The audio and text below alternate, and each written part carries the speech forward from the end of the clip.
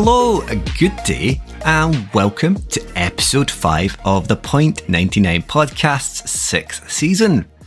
As always, I'm your host and running companion, for those who take me on their long runs, Mr. Steve.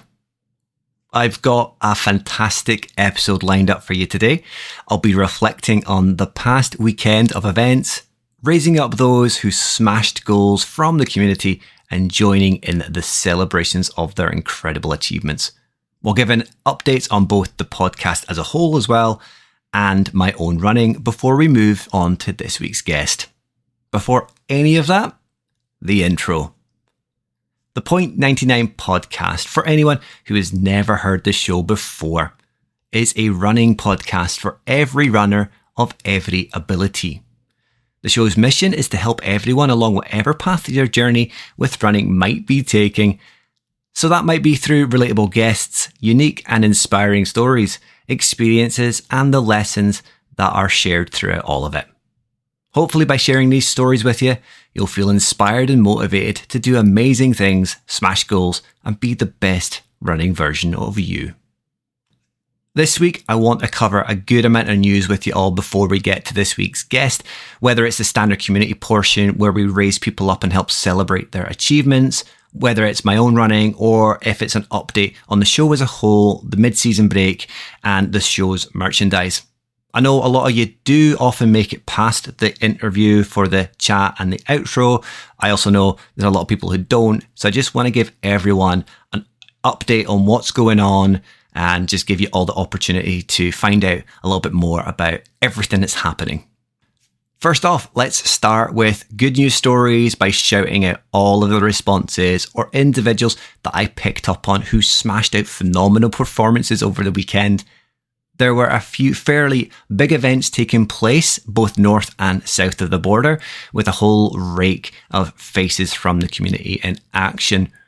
There were also so many amazing stories on show from both friends and followers, whether that was crushing 5Ks, demolishing mega half marathons, or just a good solid long run.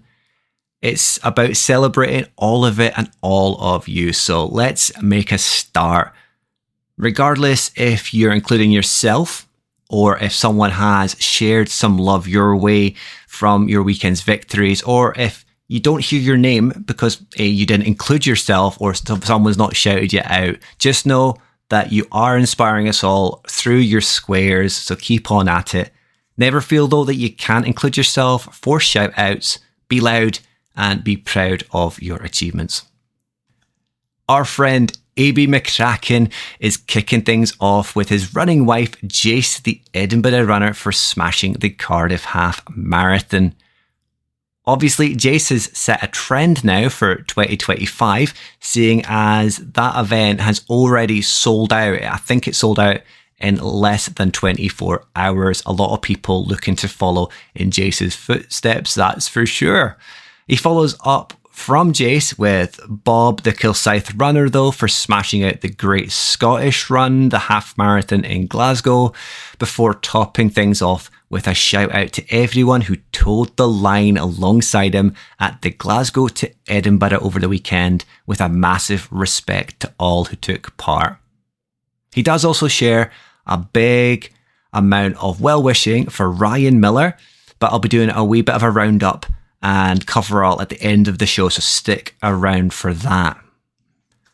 Next up, we had Stevie McKenna, 100 kilos to 100 kilometres. Stevie knows fine too well that there are going to be a good number of usual suspects cropping up from the events that have taken place over the course of the weekend, including the Glasgow to Edinburgh. So he's focused on a few new faces that I'm not familiar with, and I guess that maybe some of the listeners might not be familiar with as well. So he started off with Sarah Edmond. I think that's how you say her name, at Sarah Edmond. I'll actually tag that somewhere to make it easy for everyone to find. He said she capped off a phenomenal year, winning Glasgow to Edinburgh and knocking a mega 45 minutes off the previous female course record in the process at 7 hours, 39 minutes and 57 seconds. That's absolutely amazing. She's been building up to it over the past 12 months with wins at the John Muir Nocturnal, run the Blades 50k, and run the Borders 109k, and thoroughly deserves it. Next up for Stevie, there was Eve Walker at eve.walker.runs. He mentioned her dedication to a 30-week training plan. That's absolutely mind-blowing in the lead up to Glasgow to Edinburgh, and it all seems to have paid off as she finished the course in 12 hours and 41 minutes. Finally, on Sunday, and inspired by everyone that took part in the G2E, it was over to Davy Roberts at happy_running_sober, setting a new half marathon PB of 1 hour, 42 minutes and 12 seconds at the Glasgow, Great Scottish Run in Glasgow, should I say, sorry. Stevie was lucky enough to bump into Davy after the finishing line and got to see him ringing that PB bell. Stuart Rowan, Stuart runs a lot. That he does, is sharing the love for the legends for doing the Glasgow to Edinburgh on Saturday, and everyone that took part in the Great Scottish Run, especially for those running up St Vincent Street on Sunday. That's a mega amount of elevation to have at the start of your run, but I think it set a lot of people in good stead for the rest of it, seeing as some of the times were really, really respectable and a lot of PBs were tumbling there. My old friend Runnerman Steve, he's given himself a self shout out here for the Royal Parks half this coming weekend. He's targeting a 135 or 136, but he feels a cheeky sub 90 attempt might be on the cards. All I'm going to say is, Steve, you've definitely got it in you to match me, if not beat me. I'm a 131. You can go sub 130, sub 90. Give it a go. I'm sure you are going to do an amazing job. A man who is never too far away from the shout out section, the legend who is James Gow, aka Jimmy Bunter, wants to first and foremost shout out all the people who towed the line, all the volunteers, and his wee group of pals for smashing the Glasgow to Edinburgh. He's also showing the love to both Stevie McKenna and Davy Roberts for their PBs at the Great Scottish Run on Sunday. Sticking with the Glasgow to Edinburgh, we have Curly Steph X, another regular to the shout-outs, giving another one of her party at the back crew friends a shout-out. Ultra Linny for smashing her G2E. What a superstar. That is an absolutely mega performance by Lynn. I don't know if there's much more I can say about that. Mega well done, Lynn, for absolutely demolishing that one. A final submission from the listeners, and it's a new face to the shout-outs, Ben_B_runs, who's shouting out anyone from Track and Core who is running the Royal Parks half. That's Runnerman Steve's territory right there. He says good luck and smash it to everyone taking part. For myself, it's a lot of love and praise to all of our past guests who were in action smashing it at the weekend, whether that was at Glasgow to Edinburgh, at the Great Scottish Run, or down at the Cardiff Half Marathon. Emma Coffey put out an amazing performance, even if her tracker was telling me otherwise over the course of the day at the Glasgow to Edinburgh, alongside Jimmy Bunter, Mike Houston and A.B. McCracken. They all did a stellar job, smashed it in their own races. And we also had non-guests, but regulars to the squares, the super hard-working beauties of Leslie Graham and, as mentioned, Ultra Linny as well. But at that point, it's also important not to miss out Nikki Sheridan, who was undertaking volunteer duties like an absolute rock star. Moving back from Edinburgh to Glasgow, I picked up on previous guests Bob Barrell, Stuart Rowan and Michael Crawford, who were joined by the friendly faces of Jamie's Runs, Jog On Nick, Stevie McKenna and Davy Roberts, with some mega PBs there from the guys and amazing performances all round. That was the half marathon distance. Then we had Grace Nichol and Alex Carlisle, who were banging out 10Ks. Actually, for Alex, I'm not sure if it's a 10K or a half marathon. But yeah, they were down at the Great Scottish Run as well, being absolute superstars. Then finally, we have Elodie Petit and Al Hager, who were at the Pen Shot 10K. absolutely smashing it and having a great time by the looks of it. Then finally, a little bit further south, we have Jace, the Edinburgh runner, who was undertaking the Cardiff Half Marathon. He did an absolutely amazing job there. I know he's been a little bit under the weather with his injury. It's holding him back a little bit, I think. But honestly, Jace, you did an amazing job. It was great to see the posts and see how much effort and support you were giving to the guys who were doing the Glasgow to Edinburgh as well. You're an absolute legend. Keep it up. And hopefully you are on the mend very soon. Now, as I say as well, I've got a bit of a Chicago love fest to share at the end of the interview, along with some additional shout outs from this week's guests, so stay tuned for those. But moving on, I'm going to dive into a couple of updates about the podcast. As you know, I've been working on a few bits and pieces in the background relating to merchandise. I've mentioned it on several episodes, at the end of the show mostly, and I've also shared a few visuals on the feed and in the stories. But sadly, there is some disappointing news to share on that front. Unfortunately, I've effectively been let down by Twisted Running on the penned new tarot-themed t-shirt. I'll be honest, I fully understand why the crew at Twisted are doing so much right now, whether that's supporting other amazing podcasts, run clubs, communities, as well as their own range of branded clothing, their own run club, whatever it might be. The fact is that the 99 are probably the smallest element of their portfolio, and ultimately there are other more important projects to get up and running and support. So sadly, the tarot inspired tee that I was hoping to add to the store will not be happening, or at least not with Twisted. I would say get in their DMs and raise the stakes, but please don't. They've got a lot going on, and I appreciate that, as I say, we are probably their smallest element to worry about. I am committed to getting the t-shirts produced and manufactured and out to you guys. The feedback alone showed that there's a want for them. It was really well received, but how can I justify that to Twisted when the original tee hasn't exactly excelled in sales? I'm not going to say much more than that. So I have been doing some investigation though and sourcing, and I think I might have already sourced t-shirts that are equal to those used by Twisted. It might be the exact same t-shirt. I'm not sure because they don't have tags for their manufacturer, and I don't want to ask that question either, but they are the exact same color range, so I think there's a good chance that it might be the same company.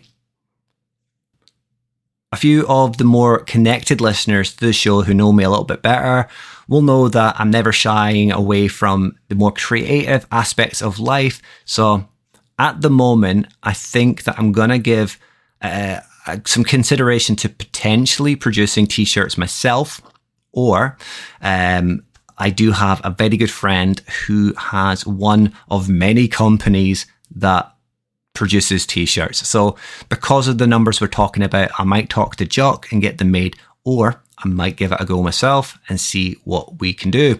It'll be a bit of a test of waters and see. No promises, but yeah, we'll maybe get there.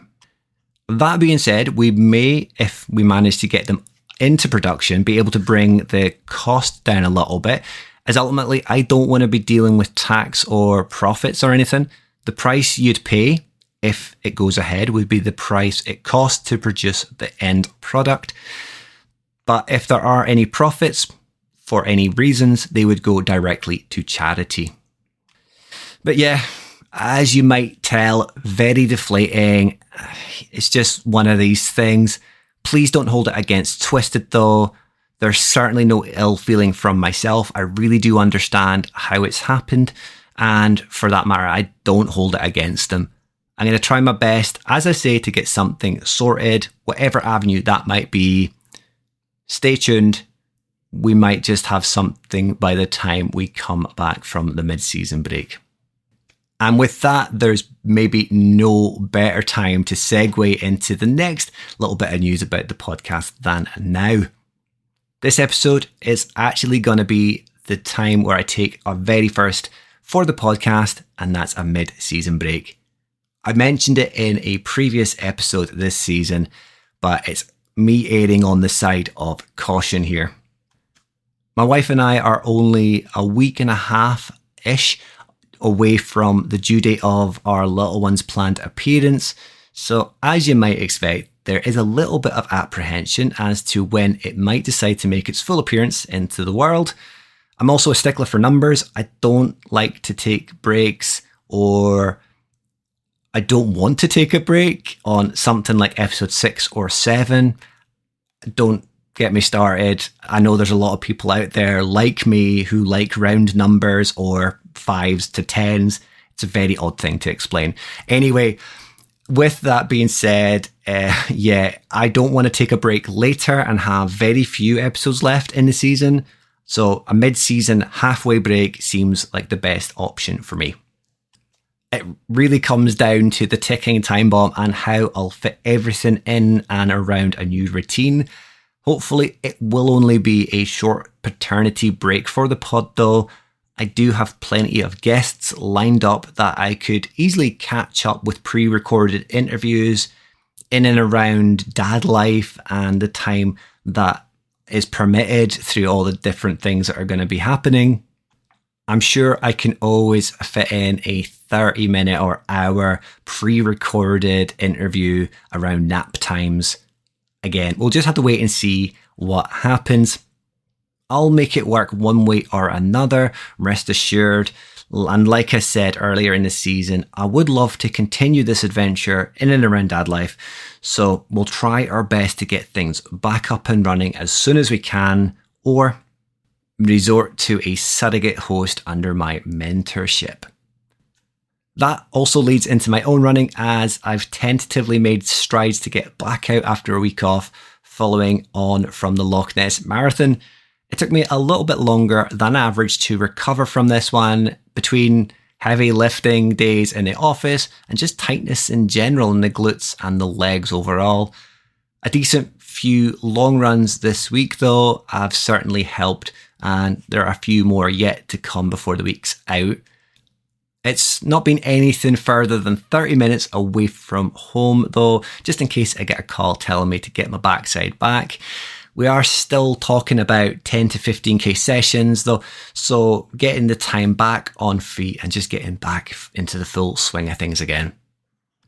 And even though I might not have committed myself to a new event calendar yet, for good reason, it hasn't stopped me thinking about the goals that I'd like to strive for when I do start signing up for things again. I've even been considering the utility of something like a Coupa or Runner app to push my training just a little bit better, seeing as I've still not committed myself to a local run club. From the glowing reviews from both apps that have been garnered from friends and followers and listeners alike, Ryan Miller and Elodie Petit, for example, it might just be something that I have to look at myself to try and drive down those numbers a little bit through curated and structured training.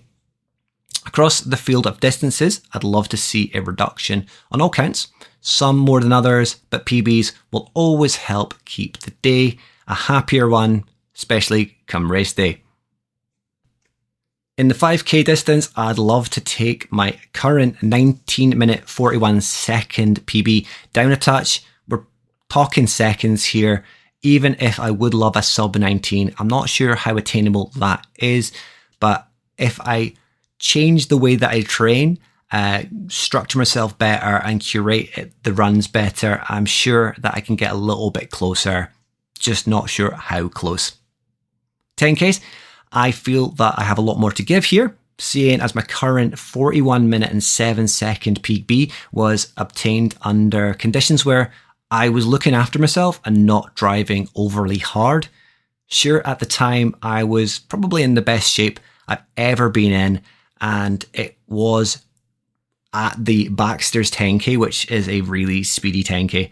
But I do feel like I've got a lot more to give, and I could probably go sub 40 with focused training and the right conditions on race day. In the half marathon, my reaction to what I got earlier this year, the 131, yeah, I think it said it all. I wasn't necessarily the happiest bunny with my own performance. I definitely gave up a little bit too early, having not really run the best second half of the race on the day. I know I have it in me to go sub 130, but again, it breaks down to commitment to training and conditions on race day. Then finally, the most recent PB, the marathon distance. You all know my thoughts on that one from last week's digest. I know I have it in me to go sub 330. It's just about getting it done, fueling correctly, and finding the right race to get the job done.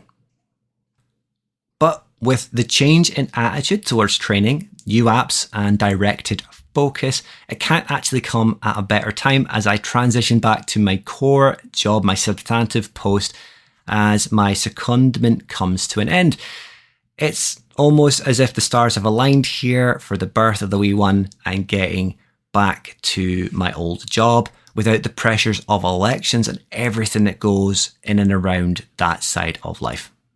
It's definitely been 2 very long years, which I have loved, but my time was focused purely on the politically neutral side of council life and the complexities that go into delivering democracy for everyone. It's very time consuming. There's a lot of pressure and a lot of stress. Life as an architectural technician is testing at times, but it certainly has never felt anywhere near as pressured over my last 20 years doing that as anything that I've encountered while I've been a business analyst. So as I move back to, as I say, my substantive post as an architectural technician, hopefully I'll be able to get back to lunchtime office runs and potentially structured double run days as we strive to get even higher heights and work in and around family life and all that entails to the present and caring dad that I'm looking forward to becoming. From one pending dad, however, to a dad of 3, it's time to jump on the canal path and catch up with this week's guest. I'll let the intro do the talking, but I just want to add that my guest this week requested a re-record after finding the beginnings of the recording that we had a little bit nerve-wracking. It's a request that I actually refused. I've only ever done it once. I've only accepted it once, and that was for Chris Evans. I've listened back and I personally loved hearing this man's story, so as you might expect, that's why I refused the request. It is the case with many of our previous guests that there's a lot of nerves that go into recording an episode like this, especially when you're being interviewed by someone that you don't necessarily know very well or at all. It's like going into a job interview, the nerves are usually quite high. He has said that there's a few things that he retrospectively would like to have covered. But that being said, it does leave the door open for a return in the future, which, as you know, I am more than happy to facilitate. Anyway, enough of my waffle. Let's jump over and hear from the man himself. Today, we have a man fresh off an incredible 57-mile ultra, which in itself is a mega performance. But when you consider the plethora of achievements that accompanied it, boy, it is something else. As an ex-Scots Guard, it should come as no surprise exactly how disciplined and resilient this man can be, though, whether that's towards the training or undertaking such an astounding accomplishment. He is, however, no stranger to going the distance as a multi-marathon finisher, including the icing on the cake, the London Marathon. So let's dive in and find out all about what makes this man tick, how the Ultra panned out, and what might be on the cards next. We seem to be collecting these guys, but he's yet another Newton Road runner who's sacked off a training session tonight to be with us. Welcome to the 99 John Runs, John Hughes. How's it going, Steve? Not bad. How's it going yourself, John? Good. Thank you very much for joining us tonight. Right. So we've had a wee pre-chat. We don't know each other. I've only followed you briefly. So this is going to be as informative for me as it is for anyone listening. So I think the best place to start is to kind of open the gates for you, give a little bit of backstory about who you are, your introduction to fitness. You've already hinted at that to myself, so I'm looking forward to hearing this. And then we'll take it from there, whether you want to build in the military side of things on how that can give you the discipline to work towards something. But yeah, I'll leave it to you. You let us know. All right, well, probably best off to start at the start. My first time like running or training really would have been back in like 2010 times when I was kind of applying for the army, about to join up and training for the army, training for selection and stuff. So passed all that, got into the army 2011, and obviously your job in the army is just to really stay fit. So it's company runs most days and just staying fit. But I done my first kind of event, my first race while I was in the army, and that was at Silverstone half marathon back in 2012. That was amazing, running on that racetrack. Oh, that was a really good day. That was a 140 for that I got back then. And in the army, spent a bit of time injured, and I ended up coming out of the army in 2016. And I said to myself, I wouldn't run again.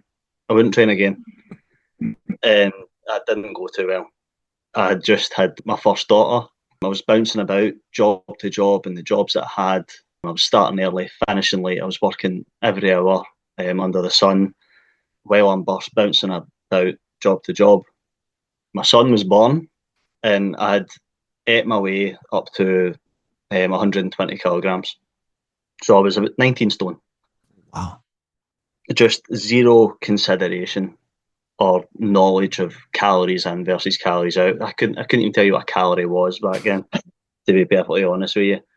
But then 2019, I got a better job, better working hours, more sociable, gave me more time, and I joined a boxing club. I boxed a bit when I was younger. Well, I trained a bit when I was younger. And then there was the birth of my youngest daughter as well. And shortly after that, it was the old pandemic. The boxing gym had shut down, so I couldn't go to that anymore. And the guy that runs that, he set up this thing for 5K a day in May. So I took that up. And when I first started that, the first couple of runs were a wee bit hard. I hadn't ran. I was just kind of training at the boxing, just circuit training. I just kind of ran, and I could do the 5K. Wee bit of walking in the middle, but it was pretty natural to me. Like, I think my muscles were still maybe conditioned from training in the army and stuff, so running just kind of came back to me naturally. So done the 5K a day in May, and I think I missed a couple of days, but I would catch them up. I would make up the distance, and I finished that on a 10K. Then it was looking for my next challenge, because this was the thing that I was going through my journey. I was learning. I had to have goals set. So I started this. I seen this thing. It was running down dementia. It was. And I think it was like over the course of 3 months or 4 months, I had to run X amount of miles or kilometres. Maybe it was like 300, 400 kilometres or something. So I signed up to that, done some fundraising for that. And I finished that on a half marathon, just running laps around Strathclyde Park. I don't know if you've been down at Strathclyde Park before. I used to live on the outskirts of Strathclyde Park back in the days when Tina Park was there. Oh, right. So 3 laps around at Strathclyde. It was a long, boring day, but we got it done, and that was 2 hours that it took me to get that done, which still isn't too bad a time considering I was a bigger fellow. But then after that, my wife's uncle passed away with motor neurons disease, and she had asked me if I would run a marathon for him, and of course, like, I'd be honoured. I'd done it. Well, I said I would do it. We got in contact with Motor Neurons Disease Scotland and started fundraising for them and started training. Don't really remember how serious I took the training. I think I'd done like a run with Hal plan, I think. And I done that. I was weighing in at 105 kilograms at this time, so weight was still up, and that was 4 hours 30 minutes that took me to do that, my first marathon. After that, I signed straight back up again for Edinburgh 2023 because, well, that's what you do after you finish a marathon and you've caught the bug. You sign up for another one. First off, you say never again, and then 2 seconds later, you sign up. Yeah, yeah. You're in the hotel at night and you're like, right, scrolling through, what's next? And I was just kind of just training, a bit in the gym, working out in the gym, just training away, just regular miles. And it came to like December time, I found out that my employers do charity placements for London. And I asked my boss if he would be able to see if I could get in on it. And then like the next day, he's like, "Are you still interested?" Aye, absolutely. Says, right, cool. The next day after that, like, right, you're in, but the fundraising, you need to raise £2,500. I didn't know about this at the time. So I got ahead with that, and I'd done that was for cancer research. I was trying to think, I really wanted to run it faster and try to think what the best way was to do that. So I figured that I need to lose weight and get faster. I was actually going to wind it back a little bit. I've got a couple of questions for you. So, going back as far as the company runs when you were in the army, how far was that? Was that a kind of daily basis? How far were you talking? Would a company run be? I couldn't tell you, to be honest. You're maybe talking like 5 miles. Didn't have trackers or anything back then. It's just what the PT told you to do. You did it. Aye, that was pretty much it. I did notice when I was going through your profile, that was something that stood out for me though as well. When you were talking about charity places and undertaking different marathons for charity, that's been a drive. It looks like for you when you're doing events, you always seem to have a charity in mind. You've had one for Glasgow to Edinburgh, which we're going to get to as well. Do you find that's what really gives you that drive to get to the end goal because you know you're doing it for a reason? That also partnered with your first marathon, with it being Edinburgh, and the time that you had. Did you see Spider-Man by any chance? Couldn't tell you. I couldn't tell you. I think I seen a guy running barefoot. I think that was about it. The only reason I ask is the time you got is the time I got. And when I had Emily Jackson, I think it is, she was on right back in the day. I didn't realize I knew. Well, I didn't know Emily at the time. But when we were talking about the Edinburgh Marathon, I mentioned something about it, and she happened to look at her photos, and I was in some of her race photos. But not only that, when I was talking to her about it, she mentioned Spider-Man, and I had Spider-Man pass me. So you must have been in the same sort of finishing straight as myself. Very possible. So no, going back to what I was asking is do you find that having a commitment to a charity is a driving force for you? Absolutely. I kind of went away from that a bit. As I was saying, with London, the cancer research was a driving force.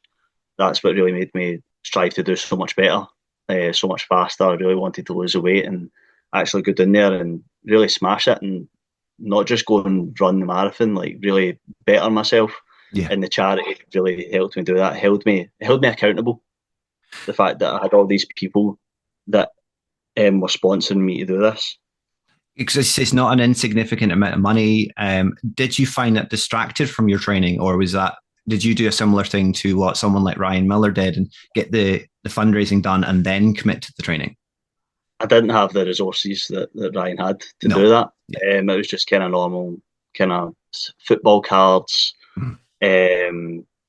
just going about work, pestering people, as you do. I know if I do well. So did you ultimately with London improve your time that you wanted to, and also lose the weight that you were looking to lose? Yes. So when it comes to London, I stepped on the line at 80 kilograms. So I had lost 25 kilograms from January to April, just through dialing in my diet and training hard. That was really it. Something flipped, and then that's what I really wanted to do. I was going to park runs every weekend that I could. I was flying around park runs at 18 and a half minutes Like I've never been so fit. But when it came down to the day, it was the perfect race. London will always be the best race I'll ever have had. From start to end, it was amazing. I had no major cramp issues.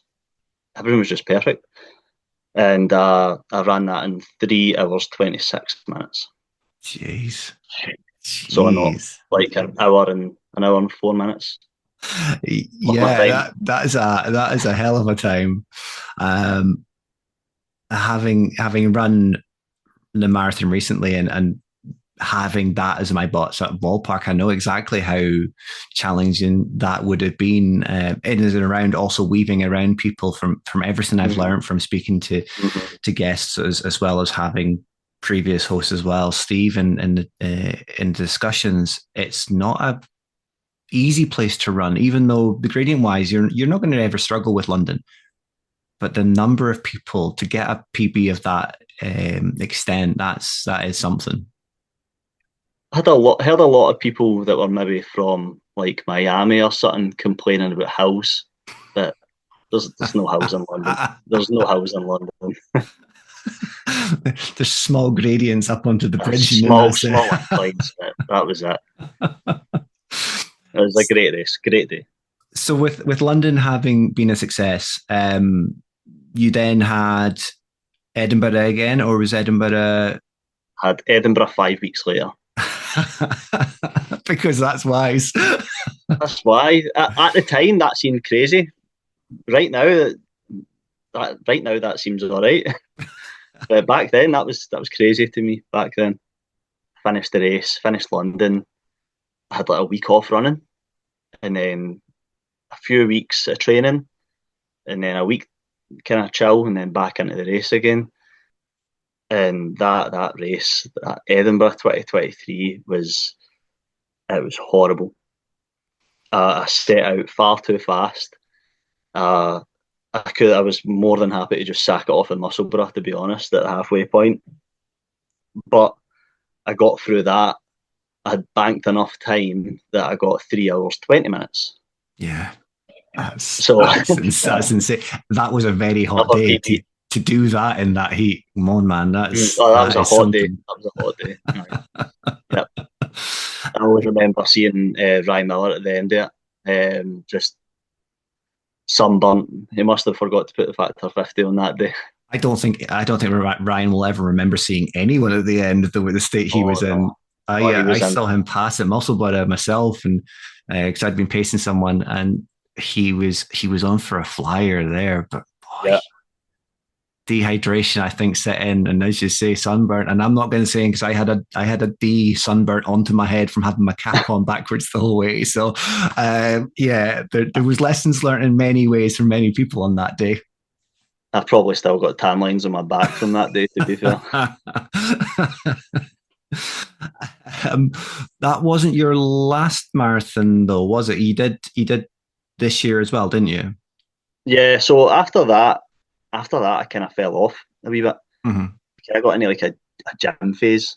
I was still kind of running, but it was maybe like 15, 20 miles a week, maybe like just not barely running.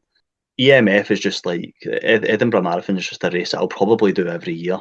So I was signed up again to do that this year, but I had fell away. I had fell away from running, so I hadn't really trained at all for it this year. My weight had ballooned back up again a wee bit. I was probably up at like 95, Hmm. and that was the worst race ever. It really was. That was the worst race I've ever had. Again, set off too fast because as you do in Edinburgh with the steep, Yeah, you do. with the steep declines at the start, Yeah. feel great, and then you just blow up. That was a 3:45. I mean, that's still not one you turn your nose up at. Somebody's PB. Yeah. It was kind of a hard one to take though. Don't know what I was expecting, but Hmm. I wasn't happy with it at all. But after that, I joined the cult, which is Newton Roadrunners, who had just they'd been circling my life for a couple of years without me knowing. To be fair, they would show up at park runs, and that was it. They lured you in. I was at the baited man. So do you go through to a lot of the sessions? You mentioned, as say before we started talking, that you could have gone tonight. Yeah. Do you go through, and when I say go through, do you have to go far to go to the Newton No, no. training sessions? I stay in Hamilton, All right, okay. so I'm only like 10, 15 minutes down the road from Newton. Hmm. So it's not far at all. Not far at all for me. I try and go once a week, Hmm. just depending on family life and stuff. Yeah. Usually once a week I can go. I kind of fell away from the speed sessions just towards training for Glasgow to Edinburgh there. Didn't want to injure myself or anything.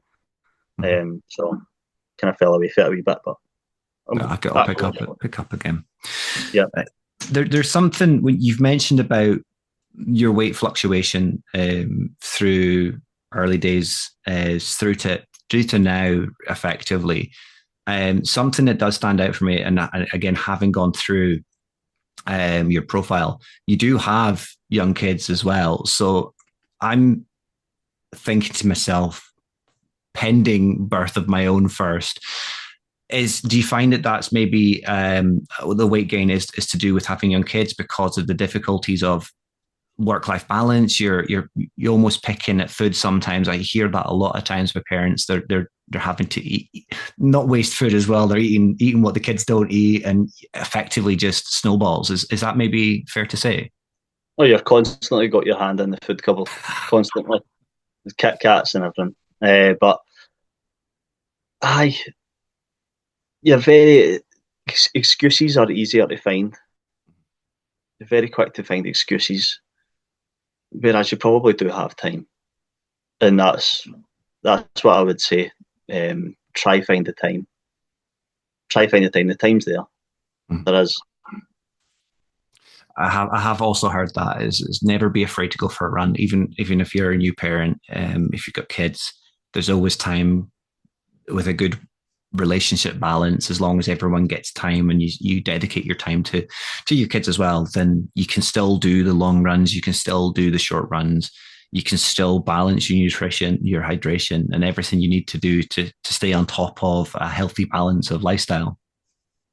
You need to you, to give your child the best version of yourself. You need to be the best version of yourself. Yeah.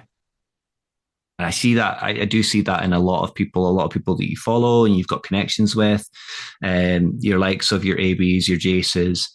Setting a good example will hopefully put them in a good stead in the future.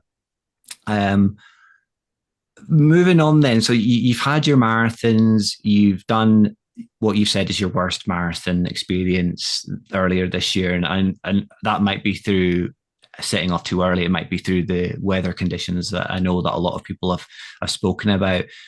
Was that the point then that you thought, well, build upon something that wasn't as enjoyable, to then go, right, I'm going to really set myself a big goal.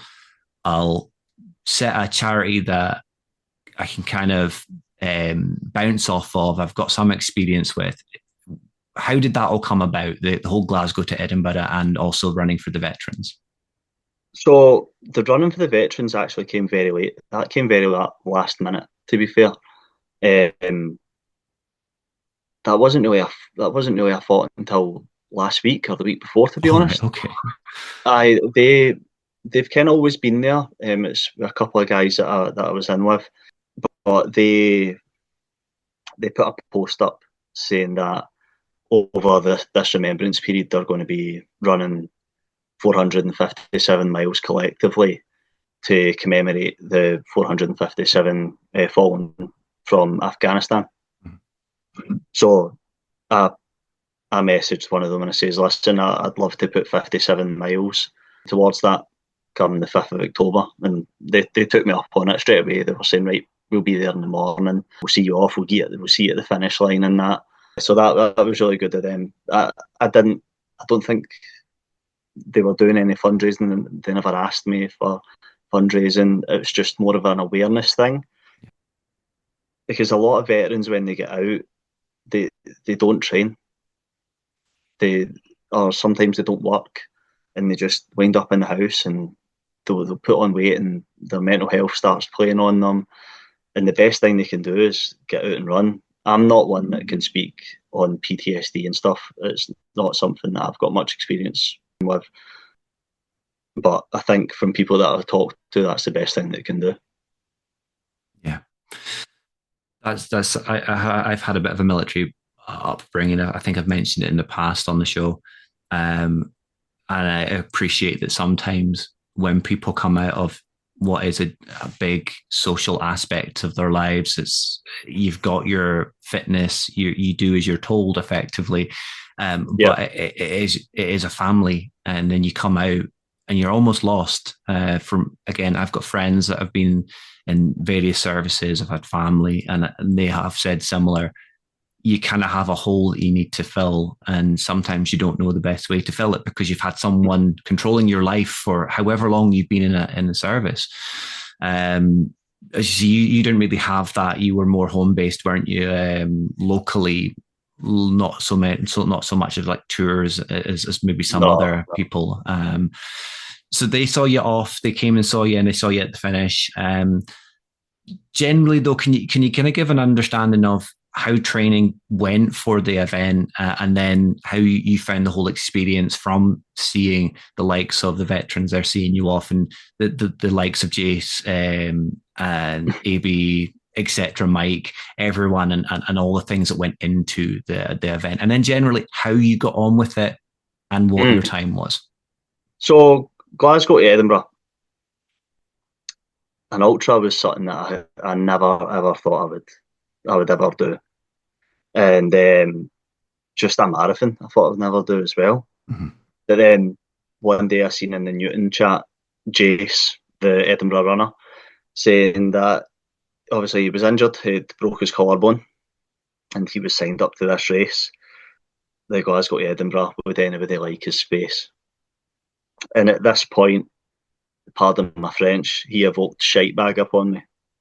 And obviously, you can't have that. So I said, all right, I'm in. So I took the place off him, and I started training. I took this kind of late notice as well. I never really got a full training block. I think I maybe only got about 10 or 12 weeks training. So I was kind of hoping that I still had my marathon legs in me from May. But I trained really hard for it.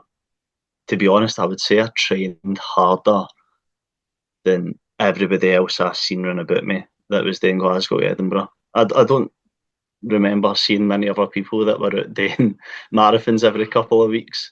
I can just remember saying that to myself. I had a lot to build up on for Glasgow to Edinburgh. And then the Insta Runners boys added me into a chat, and we all collectively says, right, we'll do it together. That never really works, does it? You can't really set off to. We had a good plan in our minds that didn't really come to fruition on the day. It did through most of it. But to recap the day, me and Mike set off from my house. He stayed the night before. Cheers for keeping me up an hour later than I had to be, Mike, but that's by the way. So we headed in and we got there. We met up with the boys and Les. We met up with Les also. And my mate came from Help for Veterans as well, which was amazing. So we're all standing talking away, and then we turn around and the Edinburgh Runners there, he's made an appearance, which we couldn't believe. He was flying down to Cardiff that morning, that day as well. So he must have been up early, drove through to see us, and then drove back and flew down. What a support that guy is. I'm just going to say that now. Credit to him for coming through to Edinburgh, coming through to Glasgow that early in the morning just to see us off. So we also met Emma. Emma runs ultras. That's our previous guest, yeah. Mm-hmm. Mm-hmm. Yeah. She was amazing. Amazing. Some runner she is. So we got on the start line, and we started running up through Kelvin Grove. And obviously it's dark at this point, so just kind of getting ourselves through getting ourselves through the race. We're all still together at this point. For the first couple of checkpoints, we're all still together. And then I think we got to like checkpoint 3. Me and Abe just quickly topped up our water, a couple of salted potatoes, and off we went. Me and him just kind of plodded on up to Falkirk, which was the 25-mile point. Now, this whole time I've been training, I think it was either Mike or Jimmy Bunter had said to me, you want to feel fresh at the marathon distance, which seemed bizarre to me. It seemed bizarre that after a marathon I still needed to be fresh. And I had that in my head the whole way up to there. I need to be fresh. I need to be fresh. And come Falkirk, it was absolutely fine. Absolutely fine. But I think by this point, I had spoken Abe to death. And he had a quick stop and away it went. So I don't know if you've listened to the Insta Runners pod. I'm now Talk. Yeah. So, they did say call you Talk. yeah. So I'm now Talk. So that's fun. But so he kind of shot off for there and kind of just cracked on to Linlithgow. I'm just got to give a quick shout out to my wife and her sister for supporting me at the weekend there. Amazing support. When it comes to these ultra marathons, you can't run them without your support team. And they were great. First time, like they've come to all my marathons and that, but this is a completely different thing where I actually need them to do stuff. They were amazing. They got me at Falkirk, Linlithgow, Raffle, and the finish. So that was amazing. After Falkirk, that was a good wee section. Got to Linlithgow, and I can't even remember the mile point. I really should have took note of that. But the going was starting to get hard at this point. Not too bad though. But at this point, you're 13 miles until your next kind of aid station, which is at Raffle. Mm-hmm. So I think you're like 37 miles in at this point at Linlithgow. Now, still good. Set off again, running towards Raffle. And that was where it really started to get a bit harder. Around about 75k. Just starting to get hard. I can remember asking other runners, how are you feeling? Oh, no, I'm all right. But we got to Raffle, refueled, and I turned round and who's there behind me? Jimmy Bunter. He's there, so got a massive outburst of energy whenever I seen him, and me and him just kind of plodded along to the end. But the whole time, I'm just kind of saying to myself, I'm sure it was Emma that said this, you can always run 10k. I'm sure it was her that said that. You can always run 10k. And at times when I was getting hard, I was visualising like running a kilometre from my house, like just those wee visualisations to keep myself going. But it was a great race. When it got tough, was it really just down to the exhaustion of lack of energy? It wasn't anything else. You didn't have cramp. You didn't have like any real blisters or pain. It was really just down to the extent of what you've already done and the exhaustion of it all. Probably just the exhaustion. I knew that 75k was like the unknown. I had trained up to 65k. So I knew like that. I knew that was where I was going to start hurting. It was my hips. My hips had started to go at this point. When I was getting exhausted from running, I would walk, but it hurt to walk with my hips. So I had to start running again, and it was just kind of back and forth like that. Do you think that was down to just how flat that route is effectively? Because it is a canal path. So it's not as if you have much in a way gradient to change, give you the range of movement that you might necessarily need to work the glutes, to work the thighs. That was really the biggest issue then. That is unrelenting. That is so. It's so flat, so flat. I like it. I did quite like it. It suits me because that's what I'm used to. I'm used to road running. I'm used to marathon running. It's like I said this to AB as well. It says it really suits us because that's what we're used to. Yeah. And that's how we had such a good performance on the day. Going to the performance, it was a phenomenal time that you did. That is insane. That's the thing that caught me is when you saw the time that you did. That's mind blowing, mate. So I thank you very much. I like the whole way through. I've just kind of glazed over everything. Sorry, like I was getting like voice note updates through friends the whole way through. And at the start, we thought we were maybe like 100th because the field was so much busier this year than what it has been in the past. Mm-hmm. At one point, we had kind of thought maybe gold's not in the window of opportunity. But then I got a voice note of one of my mates, and he's like, "Nah, he's like, you're top 50. Like, keep going." And I couldn't believe it.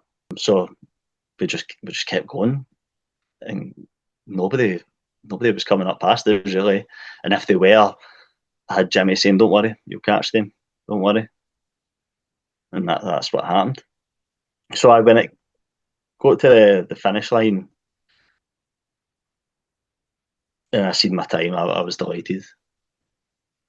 What was the time? Though? Just for anyone listening that's maybe not seen, what was your Oh, time? sorry. So I wanted under 10 hours, and I got 9 hours 15 minutes.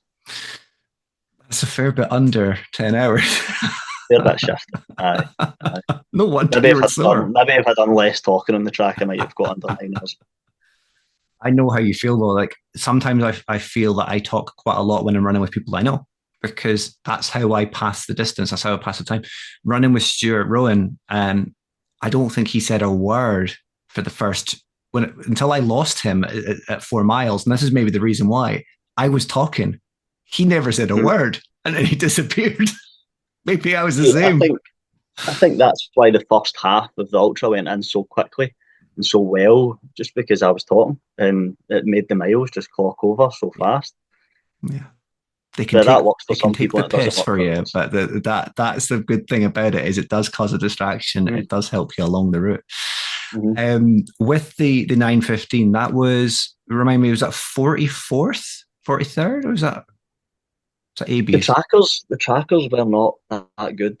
No. For Glasgow to Edinburgh, they weren't that good. They had me as 42nd. Okay. I don't think I dropped under the top 50 at a single point throughout it. But for 42nd, it said, but it had Jimmy as 40th. And me and him finished directly, like I was right behind him. Mm-hmm. But it sorted itself out. 41st place I finished out of a field of like 500.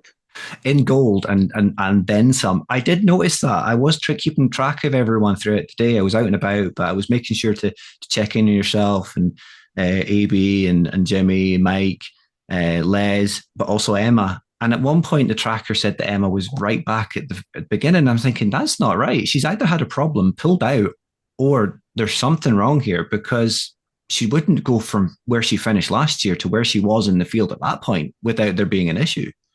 So Emma is some runner. She is. And we pretty much started beside her, and we were beside her for like maybe the first 10, 20k maybe. And I can just remember seeing like, is that Emma just up there? And Jim's like, aye. He's like, but she'll keep this pace the whole way. Metronomic. At one point I seen her and I was like, oh, you're right, Emma, how you doing? She's like, aye, all good. I think my partner's got some good stories with Emma's husband, so that was funny. You mentioned your partner as well, and you gave her and her sister a shout there for the help that they gave you on the day. I think in reality, though, they're the reason you've ended up doing this because she asked you to do your first marathon. Are you still so thankful with that being the case that you subjected yourself to 57 miles effectively because she's asked you to do a marathon from the get-go? Is that something that's ever played in your head there? I'll tell her you said that. She's the reason she doesn't see you that often. She needs to remember that. If she ever says to you that long run's taking too long, I'm not seeing you enough, or you're not spending enough time with the No, kids, you can remind her. listen, see the support that she's gave me, like watching the kids while I just disappear for Mhm. 4 or 5 hours on a Saturday morning or whatever. It's insane. Putting up with me spending money on trainers and clothes and all the rest of it. Aye. I've been told there's no more big races for a couple of years. That segues actually pretty well, John, because that was going to be my next question is with you having done not just an ultra, because so most people doing an ultra is doing 50K, not going and doing That's not the 80 odd ultra. K. Well, yeah, doing an entry ultra, not going and doing an absolutely insane ultra. And I know Jace really put you in it there. No, Um, aye. but what would you consider then, even whether it's a few years down the line or not, what would you consider your next big challenge? Or what would you like to consider as your next big challenge? My next big challenge right now is I want to push for the sub 3 hour marathon. That's what I want to go for next year. And that'll probably be at the old DMF. Hopefully they have a better year next year. We'll not get into that. But I'll be there this year and hopefully chasing down Abbey. Hopefully.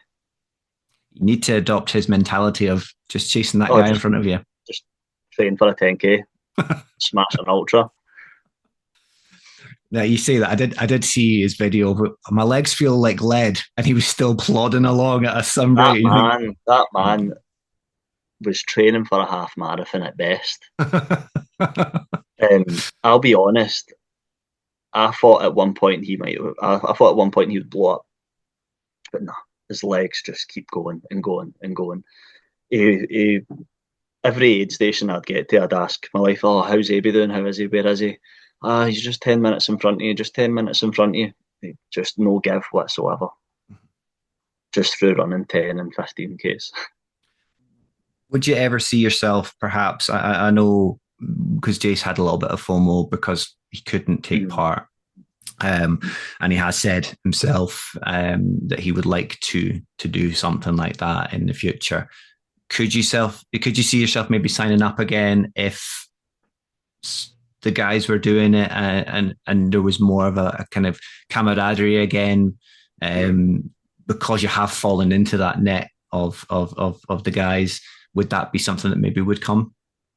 The group chat's already blown up about talks of the Scotland the BB Ultra's 100 mile Yeah, event. yeah, yeah, So yeah. that's already in the works. That's one for the future for me, but I know the boys are talking about that. But definitely, like Glasgow, Edinburgh next year is definitely on the cards. It's a great race, great event, great people. Right, so next year will be sub 3 hour marathon, hopefully, and more ultras on the cards over the years. I've definitely caught the bug. Do realize there's not very many other flat ones though, not road runner basis ones. I think you've got one down in England that might be that Tanya mentioned is another canal, so you maybe get the savior of that. So you're gonna have to do a bit of off-roading, mate. Mm, definitely. Right. I think that's maybe a good time to wrap things up then, and we'll keep an eye on how Edinburgh goes next year, and also how things go in general, what your next big race might be. If people do want to keep a track of how things are going, though, John, can you let them know where they can follow you? You can get me on Instagram at John Runs underscore. I did used to be just John Runs, and then when I went through my phase of coming in and out of running, I went back to just my name, and somebody dived in and pinched it. So I had to add the wee underscore. Oh man, you had the golden ticket and you gave it away. That Right. No, that's been spot on. You've been great to speak to me. I've really appreciated that. I've learned a lot, and it's been great to hear your enthusiasm and the reasons why you do what you do. Whether that's for charity or whether that's for family or whether that's for weight loss and prevention. That's been a good old chat. it's been great talking to yourself as well. It's my first time doing one of these things. One of these things. Well, it's been my first time on a podcast. So, aye. I know how I'll probably nerve-wracking that just, can be. It's taken me 6 seasons to get used to speaking to people I don't know, so you're fine. Yeah, it was really good. So, no, thank you very much. I hope you enjoy the rest of your evening and maybe get yourself down to a Newton run later in the week. thank you very much, Steve. All right, take it easy. Same to Pleasure. yourself. What an inspiring conversation. I don't think there will ever be a guest who doesn't have any nerves coming into a chat with someone who is a complete stranger for the most part, like I said before we ran the interview.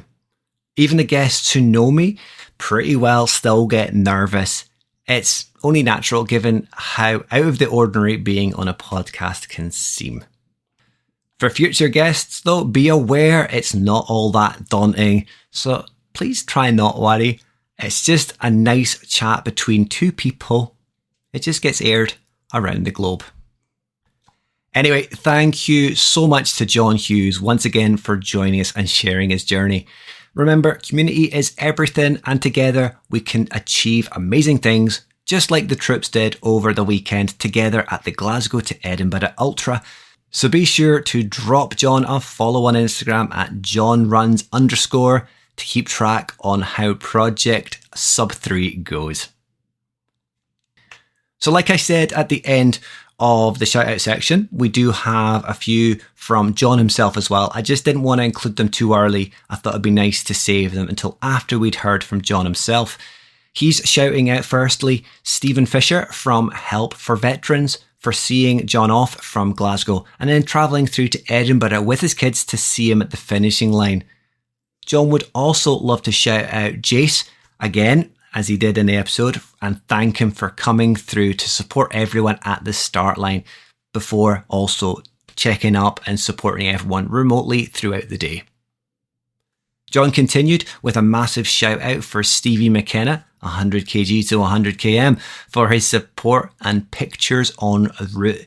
Stevie is such a great guy. I can testify to that. He's so supportive throughout the community with photography, with cheering, no matter what it might be. He is an absolute legend. So I can wholeheartedly shout Stevie out as well, as we did earlier with his PB, but just generally for being an absolute legend.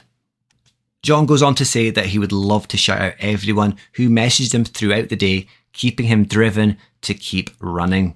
And finally, a big shout out to all the boys from the Insta Runners Roundup podcast. He's looking forward to running with all of those guys in the future.